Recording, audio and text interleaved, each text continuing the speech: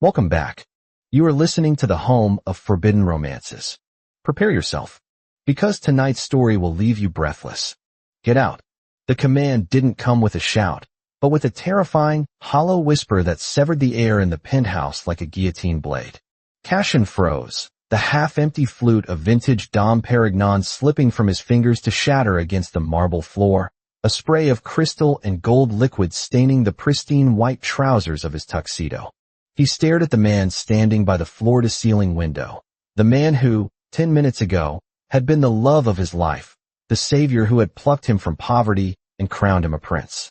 Now, the silhouette framed by the glittering Seoul skyline looked like a stranger. A predator cornered. "Did you hear me?"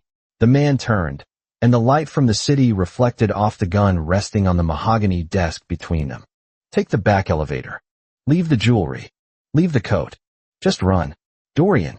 Cashin's voice trembled, his mind failing to bridge the gap between the dream he had been living and this sudden, jagged nightmare. "What is happening? You own this building. You own half the city."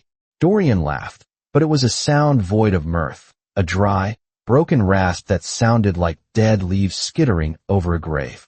He walked forward, stepping over the shattered glass without looking down, his immaculate bespoke suit suddenly looking like a costume on a condemned man. He grabbed Cashin by the shoulders, his grip bruising, his eyes wide with a frantic, desperate intensity. "I don't own it," Dorian hissed, the truth spilling out like poison he could no longer hold in his throat. "I don't own the building. I don't own the jet. I don't even own the name Dorian Vane. It was a con, Cashin. A lie. A stage play, and you. You were just the prop I needed to sell the performance." The words hit Cashin with the force of a physical blow. The air left his lungs. The last 3 months, the whirlwind romance, the escape from his crushing debt, the nights spent tangled in silk sheets whispering promises of forever, it all dissolved into smoke. "A prop," Cashin whispered, the hurt overriding the fear. "I needed an innocent face," Dorian said, his voice dropping, his thumbs caressing Cashin's jawline with a tenderness that contradicted his cruel words. "Someone with eyes so honest they could convince the sharks that I was legitimate. I spoiled you to build my cover. And now the curtain is falling. The people I stole from are coming up that elevator, and they are not coming for an audit. They are coming for blood." To understand the tragedy of the fall, one must understand the dizzying height of the ascent. 3 months ago, Cashin had been invisible. He was a junior archivist at the struggling National Museum, a man who spent his days dusting forgotten artifacts and his nights calculating if he could afford heating or dinner. He was beautiful in a quiet, melancholic way, slender, with messy dark hair and eyes the color of rain-washed slate, but poverty has a way of dimming a person's light. He was drowning in his father's gambling debts, living in a constant state of low-level panic. Then came the gala. He hadn't been meant to attend, but the museum director needed a body to guard the display cases. That was when he walked in. Dorian Vane. The name had rippled through the crowd like a shockwave. A reclusive billionaire investor from Europe, rumored to have old money deep enough to drown nations and a ruthlessness to match. He was a figure of striking, almost violent elegance, tall, broad-shouldered, with silver blonde hair swept back from a face that seemed carved from cold marble. His eyes were predatory, the color of burnt amber, scanning the room with bored disdain until they landed on Cashin. That gaze had felt like a physical touch. It was heavy, possessive, and terrifyingly direct. Dorian had crossed the room, ignoring the politicians and socialites clamoring for his attention. He stopped in front of the display case where Cashin stood guarding a Ming Dynasty vase. "It's a fake," Dorian had said, his voice a deep baritone that vibrated in Cashin's chest. "Excuse me," Cashin had stammered, gripping his hands behind his back. "The vase. It's a reproduction from the late 19th century. The glaze is too consistent." Dorian stepped closer, invading Cashin's personal space, smelling of expensive sandalwood and cold rain. "But you are an original." That night, Dorian bought the vase for $2 million, shattering the auction record. He then donated it back to the museum on one condition. Cashin would be his personal curator for his private collection. The seduction was swift, overwhelming, and absolute. Dorian didn't just court him, he besieged him. The debts that had been strangling Cashin for years vanished overnight. paid off by anonymous shell corporations. Cashin was moved from his drafty studio apartment to a suite in the Vane Tower that was larger than his childhood home. There were trips to Milan for custom wardrobes, where Dorian sat on a velvet ottoman, sipping whiskey, watching with dark, hungry eyes as tailors measured Cashin's inseam. There were private dinners in reserved restaurants where Dorian would feed him delicacies from a silver fork, wiping a stray drop of sauce from Cashin's lip with his thumb. "Why me?" Cashin had asked one night in Tokyo, looking out at the neon skyline from a private onsen. Dorian had pulled him close, the water swirling around their naked chests. "Because you look at the world as if it might break," Dorian had murmured, pressing a kiss to the pulse point of Cashin's neck. "And I want to be the only one who holds you together." It was intoxicating. For the first time in his life, Cashin felt safe. He felt cherished. He felt powerful. He fell in love not with the money, but with the man who seemed to shield him from the cruelty of the world. Dorian was dominant, exacting, and possessive, often making decisions for Cashin without asking. But to a man who had been exhausted by survival, surrender felt like rest. But there were cracks. Small, jagged fissures in the golden facade that Cashin chose to ignore. There was the way Dorian never let Cashin see his passport. The way he had 5 different phones, which he would answer in languages Cashin didn't recognize: Russian, Cantonese, a dialect of Arabic. There were nights when Dorian would come to bed smelling of ozone and gunpowder, his knuckles bruised, his eyes wide and unblinking, clinging to Cashin as if he were a lifeline in a storm. "Just business," Dorian would say, burying his face in Cashin's hair. "Hostile takeovers are messy." Cashin believed him because he wanted to. He needed the fantasy to be real.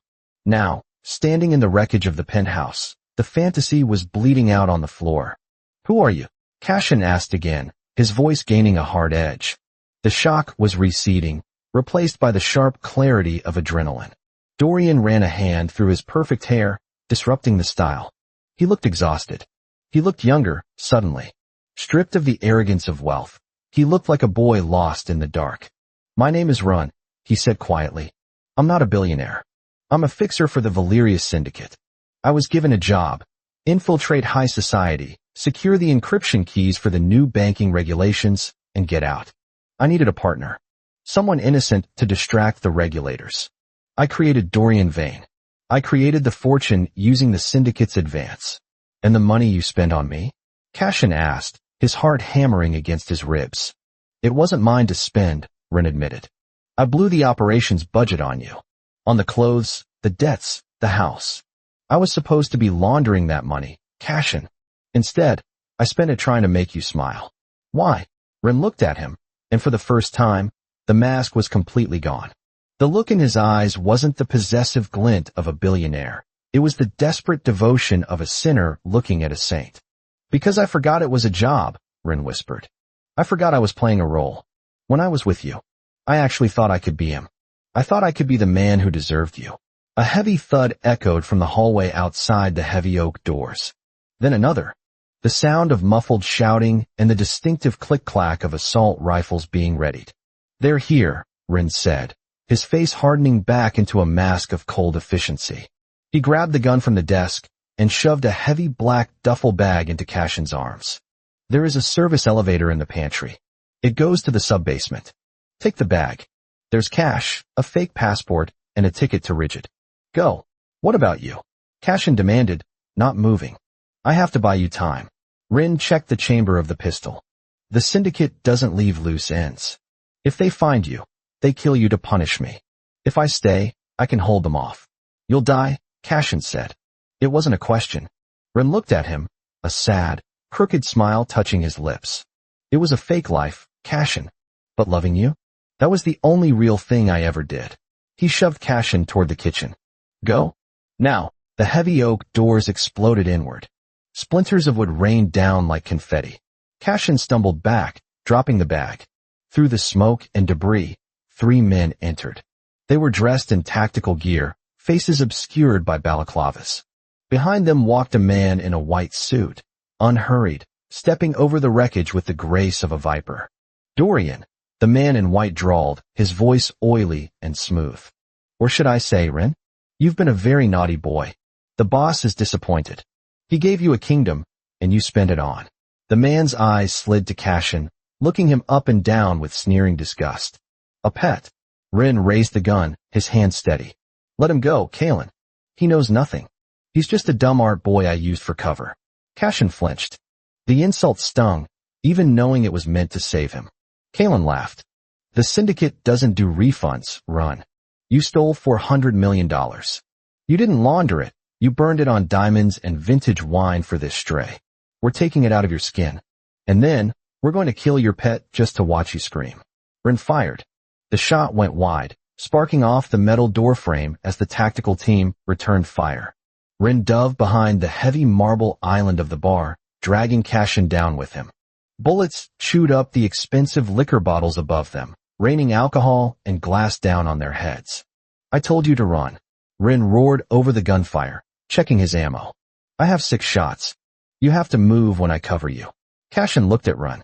He saw the blood trickling from a cut on Rin's cheek. He saw the terror, not for himself, but for Cashin. And in that moment, Cashin's fear transmuted into something cold and sharp.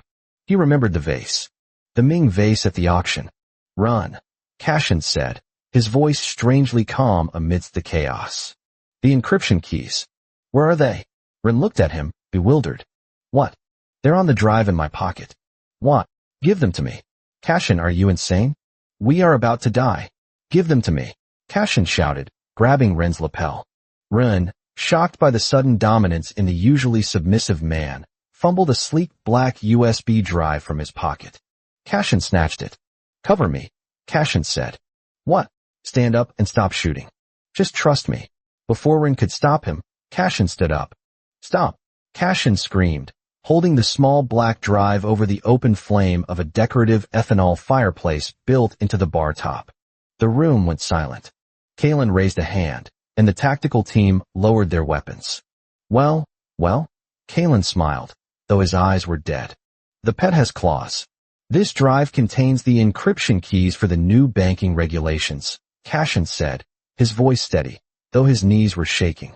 Rin didn't just steal your money. He completed the job. This is the only copy, isn't it? Without this, the syndicate can't move their assets before the freeze. Kalen's smile faltered. Drop it, boy, and I'll make your death quick. I'm an archivist, Cashin said, his voice gaining strength. I know how fragile history is. I know how easily things burn. He lowered the drive an inch closer to the dancing blue flames. If this melts, you lose billions. Much more than the paltry sum Rin spent on me. Rin stared up at Cashin from the floor, awe and horror warring on his face. He had spent months playing the powerful billionaire, protecting the fragile artist. He had never realized that the artist had a spine of steel. What do you want? Kalen hissed. We leave, Cashin said. Both of us. We walk out that door, we get in the elevator, and we vanish. You don't follow us. You don't look for us. If I see a single shadow tailing us, I upload the contents of this drive to the Interpol secure server. I have a dead man switch set up on my phone. It was a lie. A bluff. A con. Cashin was doing exactly what Rin had taught him. He was playing a role. He was projecting a reality that didn't exist. Kalen stared at him for a long, agonizing minute. The tension in the room was thick enough to choke on. The smell of cordite and spilled champagne mixed in the air, the scent of a ruined paradise. Finally, Kalen chuckled. It was a dark, appreciative sound. I underestimated you. I thought you were just a pretty face. I learned from the best, Cashin said, eyes flicking briefly to Ron. Go, Kalen spat. But if that data leaks, there isn't a hole on this earth deep enough to hide you. Cashin didn't hesitate. He reached down, grabbed Ren's hand, and pulled him up. Ren looked dazed, but he followed. Together, they backed toward the service elevator. Cashin, keeping the drive, hovered over a lighter he had snagged from the bar top. The doors slid shut, cutting off the sight of the men with guns. As the elevator plummeted toward the sub-basement, the adrenaline crashed. Cashin slumped against the metal wall, sliding down to the floor. Ren was on him instantly, hands checking him for injuries, eyes scanning him frantically. You, Ren breathed, shaking his head. You crazy, brilliant idiot. You don't have a dead man switch. No. Cashin laughed breathlessly. I don't even know how to code. Ren stared at him, And then he started to laugh. A real laugh this time, hysterical and relieved. He pulled Cashin into a crushing embrace, burying his face in Cashin's neck. I'm sorry. I'm so sorry, Cashin. I have nothing. The money is gone. The name is gone. I'm nobody. Cashin pulled back, cupping the face of the man who had lied to him, the man who had bought him, the man who was willing to die for him. He looked at the bruises, the fear, the raw humanity beneath the facade. You're not nobody, Cashin said softly. You're the man who saved me. And now, I'm the man who saved you. He kissed Rin, not the billionaire Dorian Vane, but Rin the grifter. It tasted of blood and desperation, but it was the first kiss between them that was completely, undeniably honest. Where do we go? Rin asked, resting his forehead against Cashin's. I have enough cash in the bag for maybe a month. We'll be sleeping in motels. We'll be looking over our shoulders. Cashin stood up, pulling Rin with him as the elevator doors opened to the dark, damp garage. He took the duffel bag, threw the strap over his shoulder, and took Rin's hand. We go somewhere where there are no museums, Cashin said, stepping out into the cold night air. Somewhere where the only thing that's fake is the names we give the neighbors. Rin squeezed his hand, a silent promise in the darkness. The golden life was gone, shattered like the champagne flute on the penthouse floor. But as they ran into the shadows of the city, leaving the glitter behind, they both knew that what they had found in the wreckage was worth more than all the stolen billions in the world. And that is how the archivist stole the heart of the con man. If you enjoyed seeing the submissive turn the tables and take control, destroy that like button. And tell me in the comments, would you forgive a partner who built your entire relationship on a lie if they did it to save you? I'll be reading your answers.